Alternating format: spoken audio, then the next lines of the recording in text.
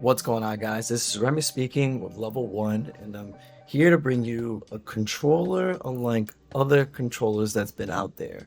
I mean, in the long list of other premium and pro controllers for different consoles, this one specifically stood out just from the comfortability alone. Now, we're no stranger to Razer. They make peripherals and controls gaming accessories for many different things, but this one specifically is actually a V2 to a control that they had in the past. This is Razer Wolverine V2 Chroma, and this is the Xbox version.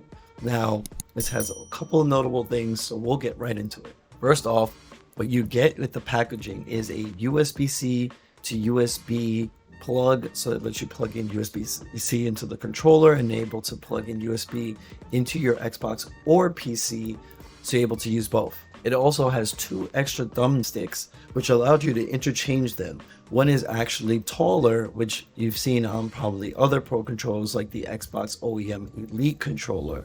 So if you want a little bit more precise movement, you could end up swapping them and using that. And the other one has more of a bumper kind of look versus a more concave style, which is the one that's originally on the control to begin with. Now, some of the features in the controller are as followed. It has a very similar shape to the OEM Xbox controller with a few notable differences.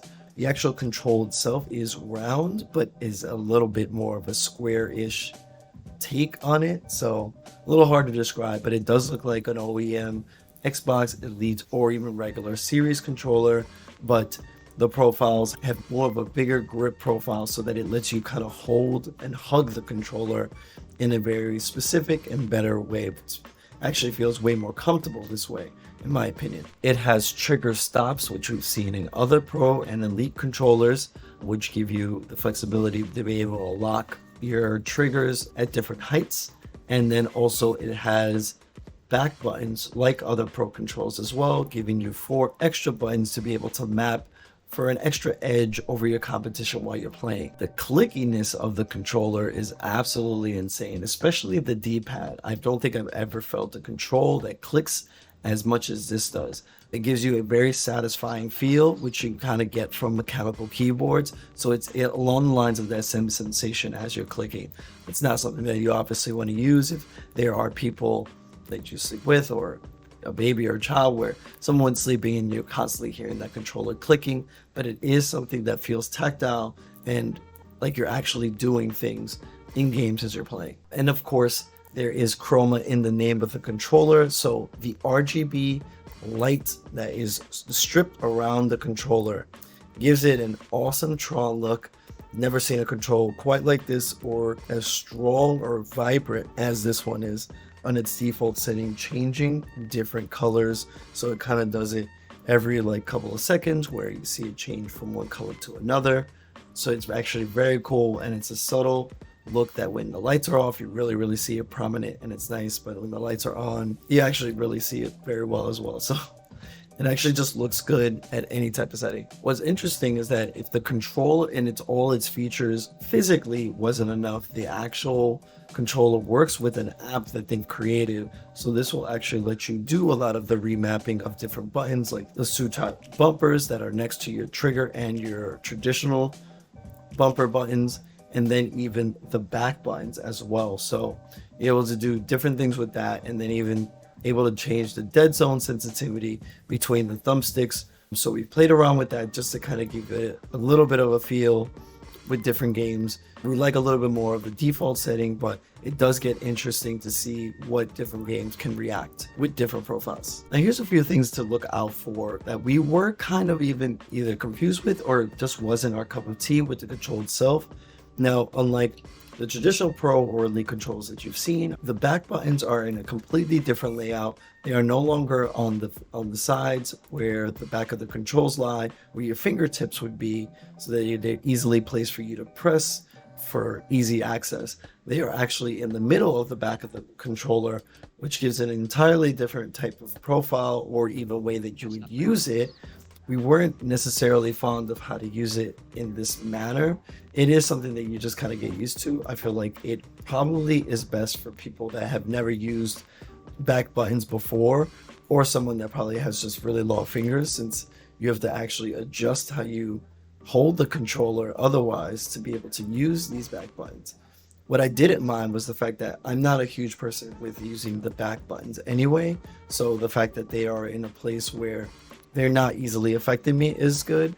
And that's also with the fact that these buttons don't actually come off the controller like you would find in like other Elite controls.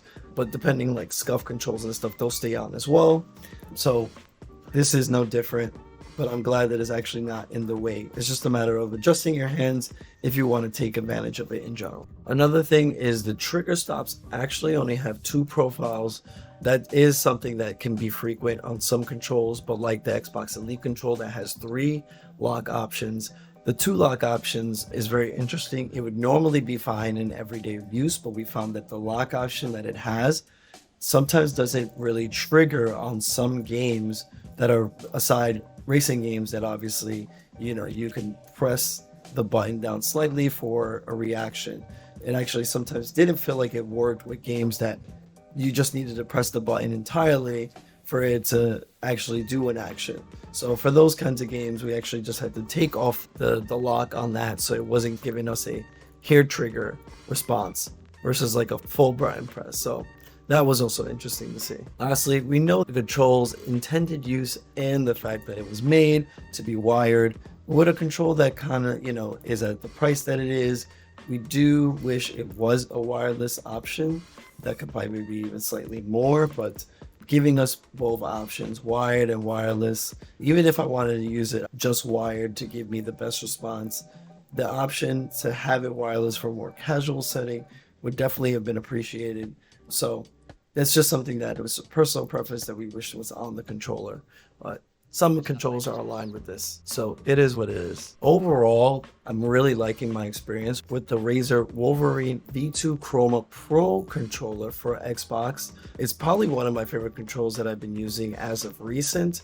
And, while just a few things keep it from being perfect, for $150, it actually does feel premium and has a really good build quality to it.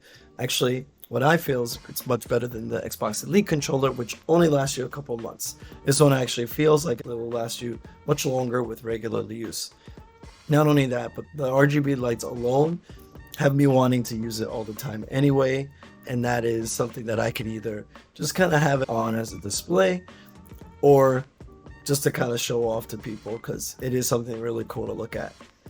Hope you guys like this review. Check in with us with more reviews coming up with gaming accessories and tech. Like, comment, and subscribe. It really helps us out to give you more. Let us know what you want to see.